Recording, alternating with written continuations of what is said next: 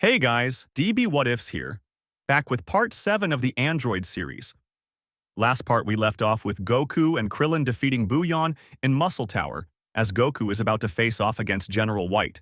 Android 2 had attempted to take Goku back to Dr. Gero, but Goku managed to slip out of that situation. Like I said in the last part, there is no Android 8 as of currently, but instead, Krillin is here to help pick up the slack. Let's get this what if started. Goku approaches General White and punches him one time in the stomach, causing General White to yell out in pain and fall to the ground. Goku seemed surprised by how easy it was to hurt him. General White then picked himself up and held his stomach in agonizing pain. General White then said, "Lucky shot, huh, how about this?" General White then tried to kick Goku, but Goku headbutted General White in the groin, causing General White to yell extremely loudly, holding onto his groin and rolling around on the floor. Goku then said, "Enough playing around. Where is the village chief?" General White, still on the floor, picks up a weapon from the counter and slowly stands up before saying, "Fine, have it your way. Come this way." Goku laughed and said, "That was easy." Krillin said, "Just be careful, Goku. He may have a trick up his sleeve." General White then led Krillin and Goku to another room. The door opened up to reveal an old man with glasses who appeared to be the village chief. Goku said, "Are you the village chief?" The man said, "Why, yes, who are you?" Goku said, "My name is Goku. I'm here to save you and take you back to the village." The man's eyes lit up as he said, "Really? That's marvelous. You beat the general here all by yourself?" Goku nodded, then said, "This here is Krillin. He's my best friend." Krillin waved at the chief, who waved back happily and said, "Finally, I can be free of this crazy place. Just let me go grab my coat." The man disappeared into the room for a moment to grab his coat, and once he came out, General White had pointed a weapon at the village chief's head before saying, "Don't anyone move a single muscle, or the old man gets it," the village chief yelled. General White continued, "We're going to leave nice and slow. Don't try to follow." The old man yells, "Let me go!" Goku yells out, "Don't hurt him!" Krillin stiffened up, watching with a concerned expression. General White, while still holding the weapon against the village chief's head, said, "So, what's it going to be? Take one more step, and it's curtains for Grandpa." Goku gritted his teeth and stood still. General White then yelled out, "Turn around, nice and slow, both of you." Krillin and Goku didn't move a muscle. General White then yelled again, "Turn around now, or this Grandpa gets taken out." Goku and Krillin reluctantly agreed and turned around. Suddenly, Goku is hit by an explosive, more powerful bullet from the weapon General White is holding. Goku falls over as Krillin turns to face Goku and yells out, "Ah, Goku!" General White laughed, then said, "He is far too gullible." General White said, "Goodbye, runt!" shouted General White as he aimed at Goku once more. Krillin then kicked the weapon from General White's hand as quick as lightning, and the village chief quickly ran to safety behind Krillin. Krillin yells out, "You better hope Goku is still alive. I don't want to imagine what's going to happen to you if he's not." Krillin then headbutted General White and kicked him out of the window of the tower, causing him to fall the entire way down.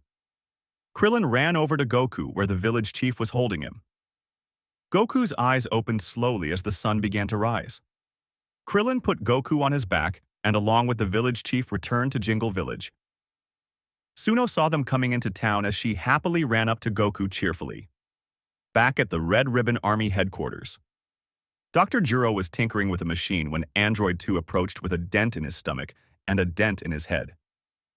Android 2 spoke mechanically. "Doctor, I apologize, I failed.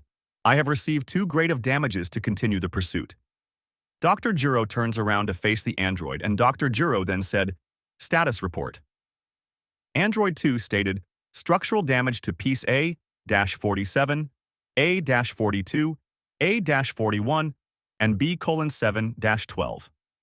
Dr. Gero then asked, "What happened then? Why did you fail me, you hunk of junk?" Android 2 flatly stated, "My ability to turn my body into a gelatinous state stops only at my stomach." Dr. Gero said, I may have bigger plans for you anyhow. Meet your brother. Android 3 rose up from in front of Dr. Gero and stared at Android 2. Android 2 stared back. Android 3 then said, 3 is bigger than 2, right? So you're an inferior model. Android 2 said nothing. Dr. Gero said, how about a sparring match? Android 2 looked over at Dr. Gero and said, I have structural damages. I am not battle-ready, Doctor. Do you wish for the command to be pursued? Dr. Gero smiled and said, I suppose not. It'd be a waste of parts. I'll fix you right up and see if you can still be useful to me yet. How many Android 1s do you have left on you, Android 2? Android 2 stated, 4 remain, Doctor. Dr. Gero smiled and said, all right. A few days later, in Commander Red's office, Dr. Gero was summoned by Commander Red once more. Commander Red said, Doctor, we've hit a couple snags along the way. Our thief Hasky has failed, and we're wanting to send someone else after the Dragon Balls, but we don't want them to go alone if you know what I mean. But after your Android 2 fiasco at Muscle Tower, I am unsure if I should trust you with the mission. Dr. Gero remained silent before Commander Red spoke up once more and said, fine. Do you have anything new for me? Dr. Gero shook his head and said, I have a new android, but he has far too many bugs to be considered for the field. Commander Red said, is he strong? Dr. Gero nodded. Commander Red said, I want him sent out then. I want that android there to crush that kid like a bug. Officer Black put a hand on Commander Red's shoulder, saying, calm down, sir. Dr. Gero's creations will be able to handle him. Commander Red knocked Officer Black's hand away and said, he has failed us twice. How could I believe he'll succeed this time? Dr. Gero straightened his posture and said, sir, with all due respect, I have so much faith in my creations that I am willing to bet androids 1 and 2 are sufficient for the job. I'll see to it. Commander Red folded his arms, still unsatisfied, before saying, fine, but there will be repercussions if you fail. Dr. Gero said, the last thing I want is for the Red Ribbon Army to fail, sir. This has become my livelihood. My own son works amongst your ranks. I cannot stress how loyal to the cause I am. Commander Red picked at his ears before saying, sure. Go on and get on with it. Also, a couple of packages are being delivered to you. Keep them on ice. Dr. Gero gave a fake smile and bowed before departing back to his laboratory. Android 1 said, greetings, Doctor. Do you want a status report on Android 2's recovery? Dr. Gero sat a cup of coffee down on the counter and said, shoot. Android 1 stated, segments have been soldered. He's as good as new. Would you like to boot him up? Dr. Gero nodded as he scribbled something down in a notebook on the counter. Android 2 sat up from an operating table and said, good morning, Doctor. Dr. Gero said, it's evening, but whatever. How are your circuits? Android 2 paused for a moment before saying, Cable 943 is only receiving 87% power, but all systems fully operational.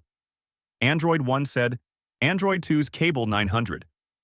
Dr. Gero interrupted Android 1 and said, I heard what he said, damn it. So, are you ready for your sparring match against Android 3? There's a special battle dome downstairs to quite literally test your mettle.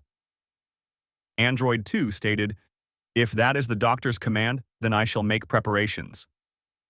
Dr. Gero smiled and said, excellent. Android 1, gather up some Android 1s to assist Android 2 in his battle. Android 2 stated, I believe you have greater faith in Android 3 than I, Doctor. Dr. Gero picked up his coffee, sipped it, then said, oh yeah, so much faith I'm allowing a handicap. Eventually, Dr. Gero took an elevator down to an underground battle dome of sorts constructed by Red Ribbon Army robots. Dr. Gero laughed and said to Android 1, it's funny, I build robots to build things for me. Quite humorous, isn't it? Android 1 said, if I had laugh receptors, they'd be firing Dr. Dr. Gero then walked over to a ledge to get a clear view of the battlefield where Android 2, 3 Android 1s, and 1 Android 3 stood. Dr. Gero said aloud, it's odd to see my own creations battle, but it is imperative to get a better understanding into the inner workings of my creations. Android 1 stayed put, watching as Android 2 stated aloud, All systems operational. I'm ready to fight. Android 3 lifted his hammer arm up and said, I count 4 androids. Your strengths are inconsequential. I will finish this fight before it even has a chance to really begin. Dr. Gero spoke to the Android 1 once more. What makes Android 3 dangerous is that he has a real human brain in there, belonging to one of the scientists that had the misfortune of passing away here. I wanted to see if human logic could really triumph over machines. Android 1 stated, human and machine. Hard to equate. Dr. Gero chuckled a bit before saying, yes, but that's where the term android came from, isn't it? Human-like robots? Android 1 remained silent, carefully watching as the fight commenced. This is where I am going to be leaving it for now. Thank you guys so much for watching. Part 7.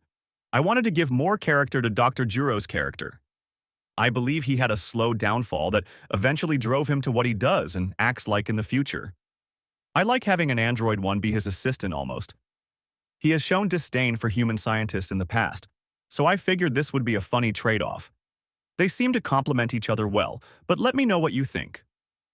Either way, please stay tuned for the fight with Android 2 and Android 3 in Part 8. Please like, comment, and subscribe, and I will catch you in the next one. See you later.